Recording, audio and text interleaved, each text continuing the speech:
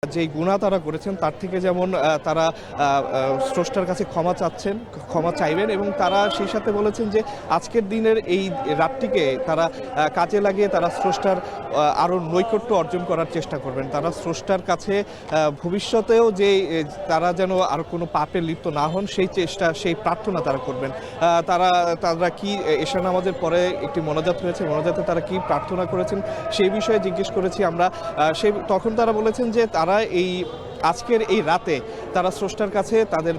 পরিবার, সমাজ এবং সর্বোপরি রাষ্ট্রের যে মঙ্গল এবং শান্তি কামনা তারা করেছেন এবং তারা আজকের রাতে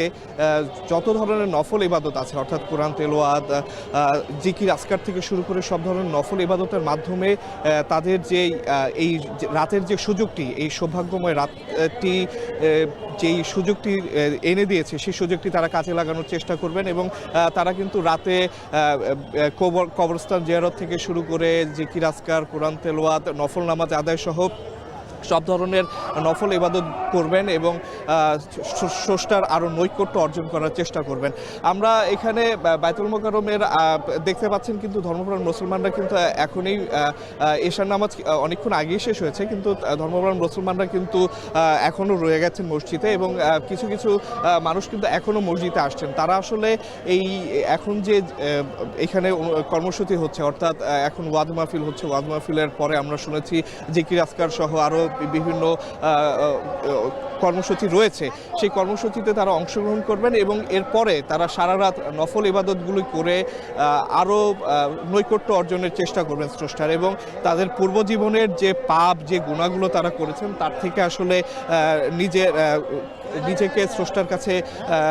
উপস্থাপন করবেন এবং স্রষ্টার কাছে ক্ষমা চাইবেন এবং তারা তাদের ভবিষ্যৎ জীবনে এই যে আজকের রাতের যে ইবাদতগুলি এবং আজকের রাতের যে আল্লাহর ইবাদত করে যে শিক্ষাটি তারা অর্জন করবে সেই শিক্ষাটি কাজে লাগানোর চেষ্টা করবেন এবং আল্লাহর কাছে আল্লাহর নৈকট্য অর্জনের যে অপার সুযোগটি এই রাত এনে দিয়েছে সেই সুযোগটি কাজে লাগানোর চেষ্টা করবেন। তো আবির, এই ছিল আমার কাছে জাতীয় মসজিদ বাইতুল মোকাররম থেকে লাইলাতুল কদর অর্থাৎ শবে বরাতের ইবাদতের সর্বশেষ খবর।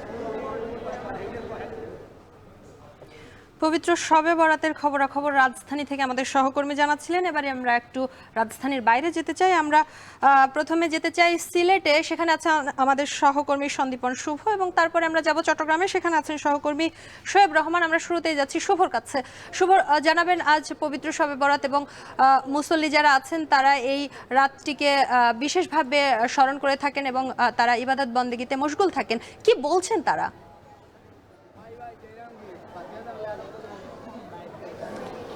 শম্পা, আমি যে স্থানে প্রথমে জানিয়ে রাখতে চাই, আমি যে স্থানে দাঁড়িয়ে আছি সেটি সারা বাংলাদেশ সহ পুরো বিশ্বের মানুষের কাছে সুপরিচিত হজরত শাহজালাল রহমতুল্লাহি আলাহির মাজারের ঠিক সামনে কিন্তু আমি দাঁড়িয়ে আছি এবং আপনি দেখতে পাচ্ছেন, আপনি যেমনটি জানতে চাচ্ছিলেন যে হজরত শাহজালাল রহমতুল্লাহি আলাহি সহ সিলেটে যত ধর্মীয় স্থান রয়েছে, মসজিদ রয়েছে, সব জায়গায় আসলে মুসল্লিরা কি বলছেন এবং তাদের প্রার্থনাটি কিভাবে হচ্ছে সেটি আমি জানাতে চাই। আজকে এখানে আমরা এসে দেখেছি যে মাগরিবের নামাজের পর থেকে কিন্তু মুসল্লিদের ঢল নামে এবং তারা নামাজ এবং ইবাদত বন্দেগীতে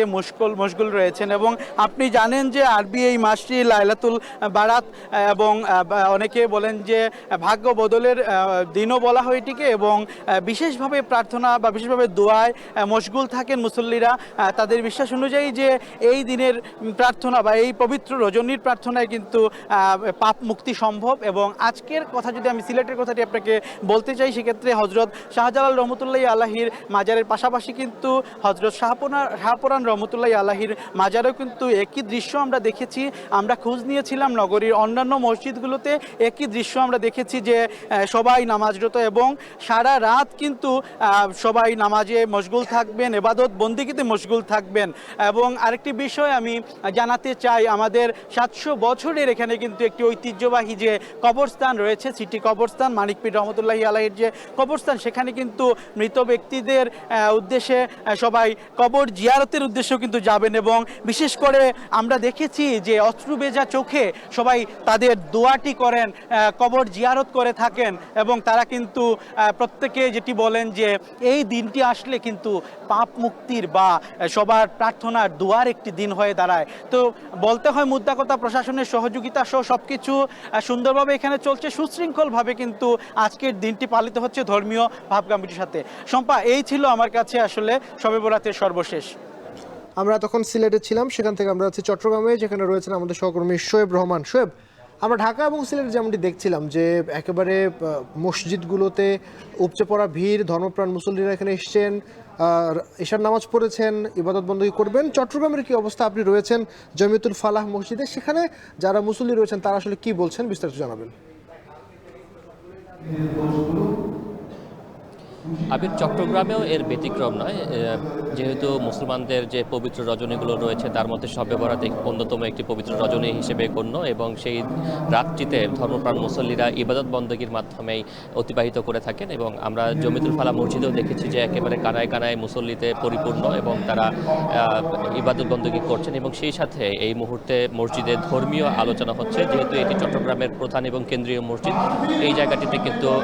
একসঙ্গে অনেক মানুষের নামাজের সুযোগ রয়েছে এবং যেহেতু বড় জামাতে নামাজ আদায় করলে সোয়াবের পরিমাণটাও বেশি, সেই জায়গা থেকে অনেকেই কিন্তু দূর দূরান্ত থেকে এই মসজিদে আসেন এবং তারা কিন্তু ইবাদত বন্দেগী করেন এবং আপনি দেখতে পাচ্ছেন যে পুরো মসজিদটি কিন্তু কানায় কানায় পরিপূর্ণ। ধর্মীয় আলোচনা চলছে, ধর্মীয় রীতিনীতি এবং ধর্মীয় আচরণ সম্পর্কে এখানে যিনি ইমাম রয়েছেন তিনি বয়ান করছেন, সেই বয়ানও কিন্তু মুসল্লিরা এক মনোযোগ সহকারে শুনছেন। এবং এই মসজিদ নয়, এর পাশাপাশি একেবারে সবগুলো মসজিদে কিন্তু একই চিত্র, সেখানে ধর্মপ্রাণ মুসল্লিরা আসছেন। বিশেষ করে যেহেতু এই রাতটিতে মুসলমানদের আগামী এক বছরের ভাগ্য নির্ধারণের একটি বিষয়ে উল্লেখ রয়েছে এবং সেই জায়গা থেকে ধর্মপ্রাণ মুসল্লিরা কিন্তু নিজেদের জন্য বা নিজের পরিবারের জন্য, দেশ ও জাতির জন্য প্রার্থনা করে থাকেন, ইবাদত বন্দেগীর মাধ্যমে আল্লাহর সন্তুষ্টি অর্জনের চেষ্টা করে থাকেন এবং সারা রাত ধরে কিন্তু এই ইবাদত বন্দেগী চলতে থাকে। ফরজ নামাজের পাশাপাশি নফল ইবাদতের মাধ্যমে মহান সৃষ্টিকর্তার সন্তুষ্টি অর্জনের তারা চেষ্টা করেন এবং আমরা দেখেছি যে ধর্মীয় যেই মসজিদগুলো রয়েছে, মসজিদগুলোর সামনে কিন্তু অনেক নিম্ন আয়ের মানুষ যারা রয়েছেন তারাও ভিড় করছেন, কারণ এই দিনটিতে দান খয়রাত করলে সেক্ষেত্রে সোয়াবের পরিমাণটা বেশি, এমনটি কিন্তু মনে করেন ধর্মপ্রাণ মুসল্লিরা এবং সেই জায়গা থেকে আজকের দিনটিতে কিন্তু অনেকেই দানের পরিমাণটা বাড়ান এবং সেই আশায় অনেক নিম্ন আয়ের মানুষ যারা রয়েছেন তারাও কিন্তু মসজিদের সামনে ভিড় করছেন এবং তারা কিন্তু আশায় রয়েছেন যে যারা কিছুটা সামর্থ্যবান রয়েছেন তারা তাদেরকে দান করবেন এবং এর পাশাপাশি যে কবরস্থানগুলো রয়েছে, কবরস্থানগুলোতেও আমরা দেখেছি যে পিতামাতা কিংবা স্বজনদের যে কবরগুলো রয়েছে সেই কবর জিয়ারতের জন্য অনেকে ছুটে যাচ্ছেন এবং অশ্রুসিক্ত নয়নে তারা প্রিয়জন যাদেরকে হারিয়েছেন তাদের জন্য কিন্তু দোয়া মোনাজাত করছেন এবং তাদের জন্য তাদের আত্মার মাগফিরাত কামনা করছেন এবং তারা যাতে জান্নাত বেশি হচ্ছে এই দোয়া করছেন। সব কিছু মিলে ধর্মীয় ভাব গাম্ভীর্যের মধ্য দিয়ে চট্টগ্রামে যথাযথ ধর্মীয় ভাব গাম্ভীর্যের মধ্য দিয়ে শবে বরাত পালিত হচ্ছে এবং আরেকটি বিষয় বলে রাখি যে এই দিনটিতে কিন্তু বাসা বাড়িগুলোতেও কিন্তু বিশেষ রান্না আয়োজন করা হয়ে থাকে। সব কিছু মিলে একটি ধর্মীয় ভাব গাম্ভীর্যের মধ্যে দিয়ে কিন্তু শবে বরাত পালিত হচ্ছে চট্টগ্রামে। আবির, ধন্যবাদ শোয়েব। ঢাকা এবং ঢাকার বাইরে পবিত্র শবে বরাত পালন হচ্ছে এবং ধর্মপ্রাণ মুসল্লিরা আসলে সবাই মসজিদে অবস্থান করছেন এবং ইবাদত বন্দেগীতে মশগুল অবস্থায় রয়েছেন। আরএফএল ওয়াটার পাম্পের অটো